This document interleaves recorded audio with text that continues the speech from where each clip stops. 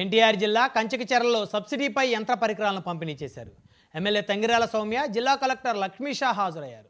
ఆధునిక టెక్నాలజీతో వ్యవసాయ పనులు చేసే విధంగా రైతులను తీర్చిదిద్దడం తమ ప్రభుత్వ లక్ష్యమన్నారు ఎమ్మెల్యే సౌమ్య. రానున్న రోజుల్లో మరింత సాంకేతిక పరిజ్ఞానంతో వ్యవసాయ యంత్ర పరికరాలు అందిస్తామన్నారు.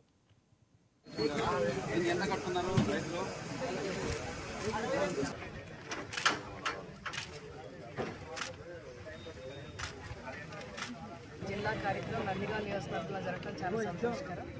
ఈ కార్యక్రమానికి గౌరవ కలెక్టర్ గారు కూడా రావడం మాకు చాలా సంతోషకరంగా ఉంది.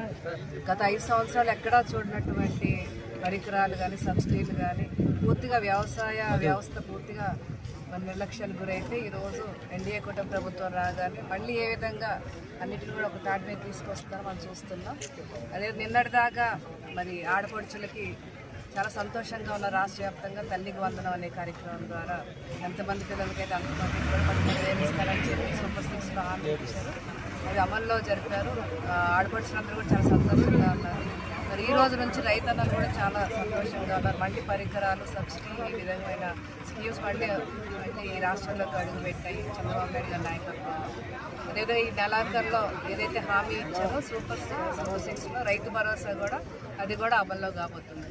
మరి నందిగామ నియోజకవర్గంలో చూస్తే దాదాపు 126 పరికరాలు, 67 లక్షల విలువైన పరికరాలు, 38 లక్షలు సబ్సిడీతో ఈరోజు రైతులకు విశాఖ